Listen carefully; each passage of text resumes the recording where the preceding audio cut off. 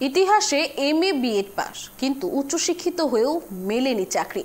ফলস্বরূপ জুতো সেলাই করে সংসার চালাচ্ছেন সুন্দরবনের যুবক সুভাষ চন্দ্র দাস। তবে জুতো সেলাই আজ নতুন নয়। পড়াশোনার খরচ চালাতে কলেজ যাওয়ার সময় থেকেই ট্রেনে জুতো সেলাই থেকে জুতো পালিশ করতেন সুভাষ। তারপর সময়ের সাথে সাথে দিন পরিবর্তন হচ্ছে, কিন্তু ভাগ্য পরিবর্তন হয়নি সুভাষের। দিন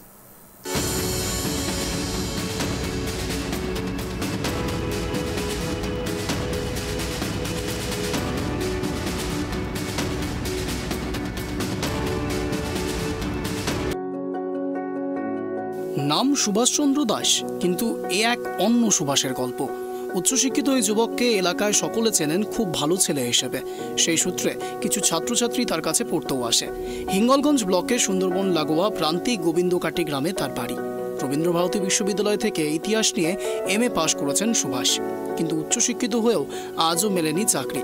সেজন্য জুতো সেলাই করে সংসার চালান সুভাষ। পড়াশুনোর সময় কলেজের জীবন তার ভালো ছিল না। পড়াশুনোর সূত্রে বারাসাতে এক ভাড়া বাড়িতে থাকতেন তিনি, কিন্তু খরচ চালাতে তাকে জুতো সেলাই এবং পালিশের কাজ করতে হতো। ভাড়া বাড়িতে থাকা কর্তার কাছে এই খবর পৌঁছলে তিনি অন্যত্র থাকার কথা বলে দেন। তারপরের বেশ কয়েকদিন প্ল্যাটফর্মেই দিন কাটে সুভাষের। 2016 সালে উচ্চ প্রাথমিকে টেট পরীক্ষায় সফল সে, কিন্তু আইনি জটে আটকে নিয়োগ। তবে পুজোর আগে সেই জট কাটতে পারে বলে আশাবাদী সুভাষচন্দ্র দাস। তবে সুভাষের এই লড়াইকে কুর্নিশ জানিয়েছেন সাধারণ মানুষ। এই বিশেষ সম্প্রদায়ের মানুষ, প্রথম কথা। দ্বিতীয় কথা, বর্তমানে জয়গঞ্জ বাজারে আমার কোনো নিজস্ব কোনো জায়গা নেই। রাস্তার সাইডে একটা ছোটো দোকান, আমাদের MLA সাহেবের অনুপ্রেরণায় এই দোকানটা আমি মোটামুটি বসাতে পেরেছি এবং এখানে আমি কাজকর্ম করে থাকি। এটাই যে ইতিহাসে উচ্চশিক্ষিত BEd করা, তারপরেও যে এত চাকরি তো হয়নি না। আমি 2016 সালে আপার প্রাইমারি পরীক্ষা দিয়েছিলাম এবং পরীক্ষাতে আমি উত্তীর্ণ হই এবং তারপরে ইন্টারভিউ দিলাম, প্যানেলের নাম উঠেছিল। কিন্তু তারপরে এই ব্যাপারটা হাইকোর্ট বা সুপ্রিম কোর্ট হয়ে যায়, কেস কাবারি হয়ে যায়, যার ফলে এই 8 বছর এইভাবেই ছিল। শুনছি এই কেসটা উঠে গেছে এবং পূজার আগে কিছু ছাত্রছাত্রী তারা রিক্রুটমেন্ট পাবে। তো আমিও আশায় বসে আছি যে যদি আমারও ভাগ্যে শিখে এসে, কারণ আমি খুব গরিব পরিবার থেকে বিলং করি। পরিবারের অবস্থা খুবই খারাপ, যেখানে নিম্নতে পান তখন ঠিক এরকম একটা কোনো কারণবশত হয়তো চাকরি বাকরি পাইনি, অথবা হয়তো পরীক্ষায় ক্র্যাক করতে পারিনি, সেই জন্যই হয়তো আজকে সে অন্য একটা পেশা বেছে নিতে বাধ্য হয়েছে, যেটা আমরাকে সমাজে তথাকথিত একটু নিচু চোখে দেখি। সেইরকম ধরনের পেশা বেছে নিতে বাধ্য হয়েছে। কিন্তু একটা জিনিস ভালো লাগছে যে সৎ পথে ইনকাম করছে এবং সে নিজের যে কাজটা করছে সেটা খুব মন দিয়ে করছে, তাগিদ দিয়ে করছে। আমি চাই যে কোনো পেশাকে ছোট না করে সে যেভাবে ইনকাম করছে সেটাকে শ্রদ্ধা করা উচিত।